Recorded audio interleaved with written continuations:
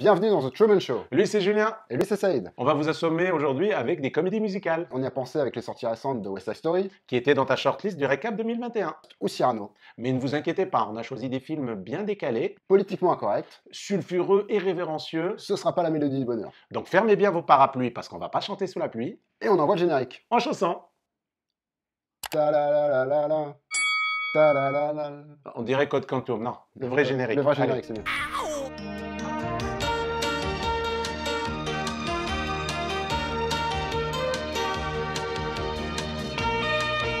C'est nul!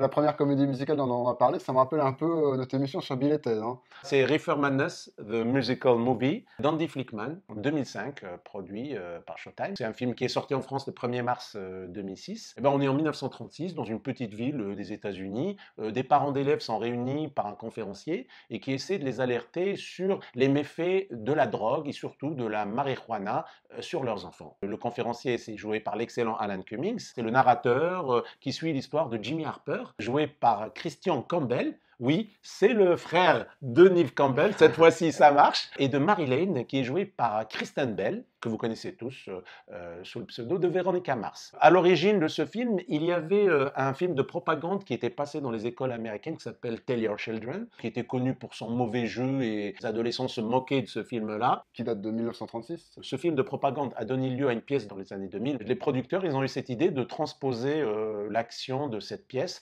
dans un film, d'abord un téléfilm produit par Showtime. On a des acteurs qui reprennent leur rôle, justement, on a cité Kristen Bell et Christian Campbell. On a aussi John Cassir. Oui, c'est la voix Oui. dans Les Contes de la Crime. Ce film musical ridiculise un peu ce côté censure. Aux États-Unis des années 30, on a des références justement à la culture américaine. À un moment donné, on a un passage en cartoon. Le surjeu du film Tell Your Children, le film de propagande, on le retrouve dans ce film-là. Les acteurs, ils en font des tonnes, c'est fait exprès.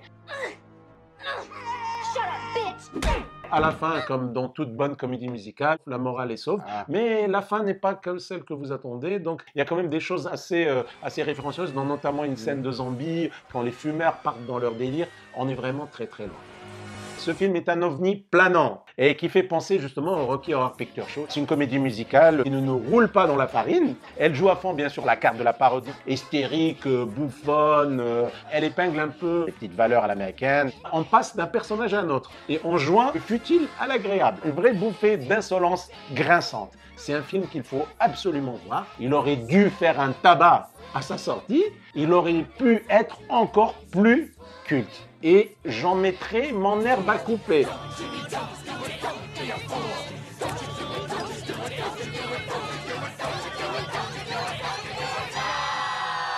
Bah, dans Reefer Madness, il y avait une scène de cannibalisme, ça a un rapport avec ton film? Cannibal the Musical, réalisé par Trey Parker en 93. Trey Parker, le co-créateur de South Park, avec Matt Stone, qui est aussi avec lui sur ce projet, vu qu'ils jouent tous les deux dedans et qu'ils ont tous les deux monté ce film ensemble. Ils se sont rencontrés à l'université en cours de cinéma. Au départ, ils réalisent un petit court-métrage qui s'appelle The Spirit of Christmas, les prémices de ce que deviendra leur série South Park. D'ailleurs, dans le film aussi, il y a pas mal de références, notamment au personnage de Kyle, Exactement. sa naïveté, sa bienveillance, mais aussi sa coupe de cheveux. You're a ginger, a Jew, and from Jersey. Ensuite, ils lancent une collecte de fonds où ils récoltent 125 000 $ pour le tourner.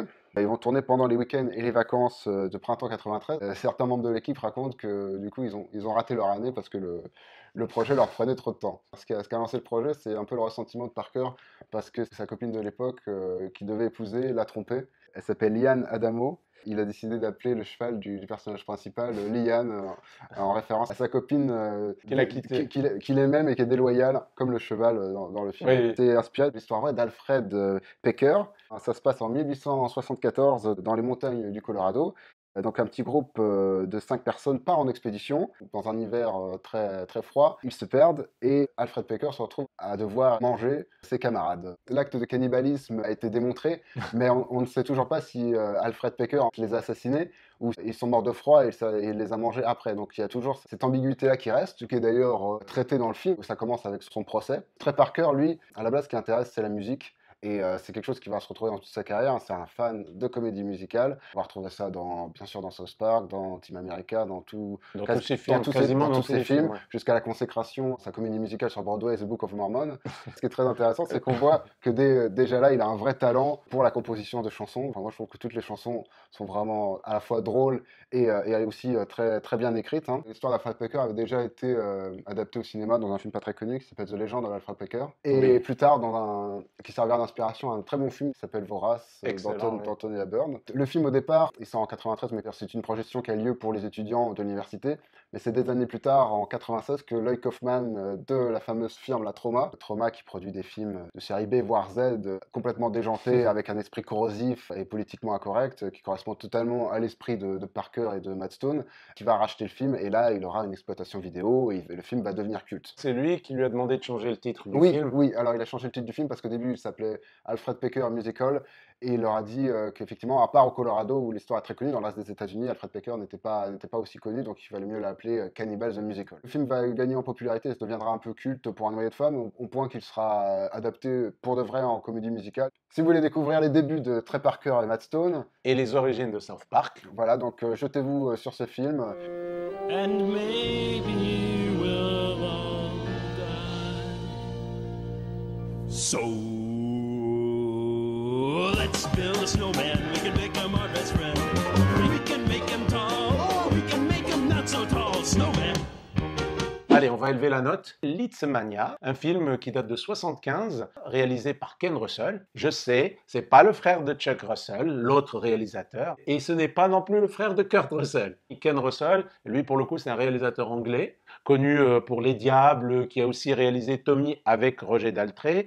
On l'appelait le Fellini anglais, provocateur, et il adore les sujets sulfureux. Il s'est attaqué cette fois-ci à une biographie romancée et narrée en plusieurs tableaux de la vie du célèbre compositeur Franz Liszt. On est dans les années 70. David Putnam, grand pente de Good Time Enterprises, il signe un deal avec Ken Russell pour 6 films centrés sur de célèbres compositeurs. Il avait commencé après avec Gustav Mahler dans Mahler en 1974. Il s'attale maintenant à la vie de Franz Liszt. Putnam voulait plutôt Gershwin avec Al Pacino, mais Ken Russell préférait Liszt. Il avait envisagé Mick Jagger dans le rôle, mais c'est Roger Daltrey qu'il avait dirigé dans Tommy, justement, puisqu'il le connaît bien. Le tournage commence au début de l'année 75 pour une sortie à l'automne 75. D'ailleurs, et même le scénario n'était pas encore fini. Il y a eu bien sûr des débordements niveau budget. Il écrivait au jour le jour. Le tournage a été chaotique, mais quand on regarde le film, on ne sent pas justement ce manque. Toutes les péripéties qu'il y a dans le film, on peut avoir l'impression que c'est un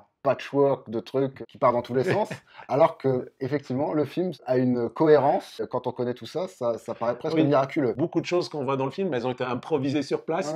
Justement, manque de temps, manque de budget, manque de moyens, et que Ken Russell a dû inventer. On a Paul Nicolas qui joue Richard Wagner, l'antagoniste, qui joue un Wagner assez bizarre, vampirique, mi-nietzschéen, mi-zombie, mi-nazi. On a aussi Ringo Starr qui joue le pape. Ken Russell donne la responsabilité de la musique à Rick Wackerman, qui est membre du groupe Yes. Il tient un petit rôle dans le film d'ailleurs. Il joue le rôle de Robot Thor. C'est le chef-op de Rocky Horror Picture Show qui s'appelle Peter Tucholsky. Je pense que la majorité des gens le connaissent pour l'Empire contre-attaque. Pour toujours nos références silveriennes, le monteur Stuart Baird. La présence de ces 2 techniciens va donner un côté psychédélique et surtout un rythme effréné. On a l'impression d'une fluidité, on n'a pas l'impression d'un manque. Au contraire, c'est un film généreux. Son Franz Liszt est construit comme une icône du rock qui rappelle celle des Beatles, des Rolling Stones. Première scène où il est en train de jouer, ça nous rappelle l'hystérie de certaines groupies. Un anachronisme qui est assumé.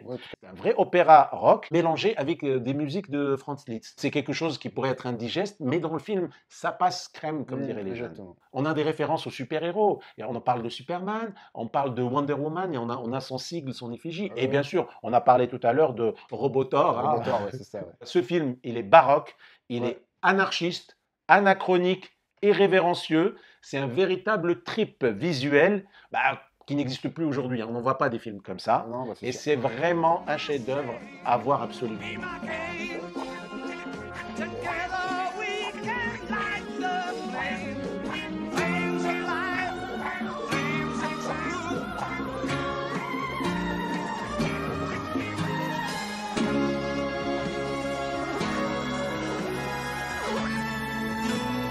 c'est pas un film, c'est un hommage. Les vrais fans connaîtront. Tenacious D in the Peak of Destiny, donc le Mediator du destin.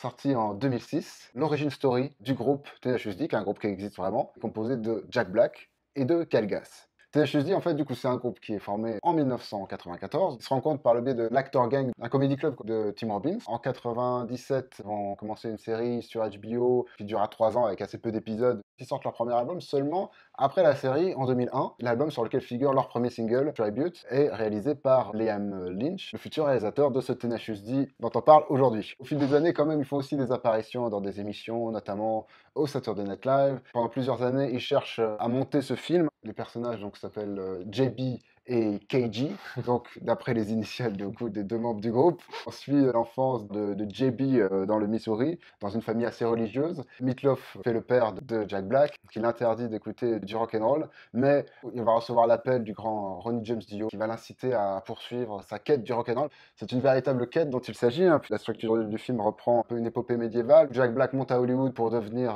une star du rock'n'roll, et il rencontre Kyle Gass, et ensemble ils vont monter un groupe, qui vont se rendre compte qu'en fait, il leur manque quelque chose d'essentiel, c'est le Peak of Destiny, le Mediator du destin, ce Mediator qu'on retrouve sur toutes les affiches des stars du rock, de Angus Young, Heidi Van Halen, commence leur quête pour le récupérer. Tout un groupe de comédiens qui s'appelait le Frat Pack, qui était composé notamment de Will Ferrell, Ben Stiller, de plein d'acteurs de comédie qui étaient très populaires à cette époque, et Jack Black en faisait partie. Il y a un film où on les retrouve tous, ça s'appelle Encore Man, d'ailleurs ça se retrouve dans le film vu qu'on a des caméos de Ben Stiller, qui est aussi producteur du film et qui donne une performance assez drôle à base de grosses perruques. Tim Robbins qui fait une apparition remarquée. Et évidemment, plein de musiciens de rock. Ça se finit avec un climax où ils font un battle rock avec le diable en personne, qui est joué par Dave Grohl. Très beau maquillage de diable, qui semble pas mal inspiré d'ailleurs de Tim Curry dans Legend de Ridley Scott. Tim Curry, qui était aussi le personnage principal de quel film? Ok, voilà, donc tout se rejoint. Effectivement, c'est l'humour de Jack Black à base un peu de blagues, des fois pipi caca. Malgré tout ça, c'est aussi une histoire d'amitié, une bromance, comme c'était un peu à la mode dans les comédies américaines à l'époque. Et ça, pour le coup, ça apporte aussi une humanité aussi au film, derrière tout ça, vu que l'amitié entre Kyle Gass et Jack Black, on y croit, vu qu'elle est réelle. Mais il paraît que c'était pas le cas au début de leur rencontre. Ah bon, d'accord. Ils n'étaient pas si aimés. Ça faillit même capoter au début. Ouais. Et c'est après un travail sur soi où l'un a décidé d'apprendre à l'autre à jouer. Ouais. C'est Kyle Gass qui apprend à Jack Black à jouer de la guitare. Et Jack Black lui apprend à faire de la comédie. Et c'est comme ça qu'ils maintenant ils se sentent complémentaires. Pour convaincre Meatloaf, en fait, qui n'avait pas chanté au cinéma depuis Rocky Horror Picture Show, Jack Black, à chaque fois qu'il passait la télé, en fait, il disait mais je sais de monter un film et je veux que ce soit Meatloaf qui joue mon père. Et en fait, je crois que c'est les filles de Meatloaf qui, à chaque fois qu'ils le voyaient, disaient papa, faut absolument que tu fasses ce film. Et c'est comme ça que. Oh, c'est mignon.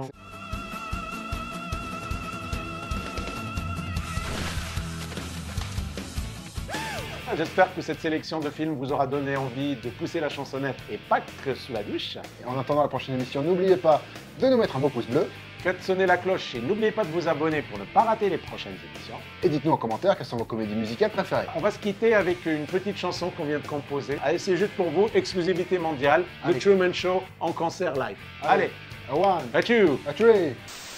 I can hold any note longer than you. No, you can't. Yes, I can. No, you can't. Yes, I can. No, you can't.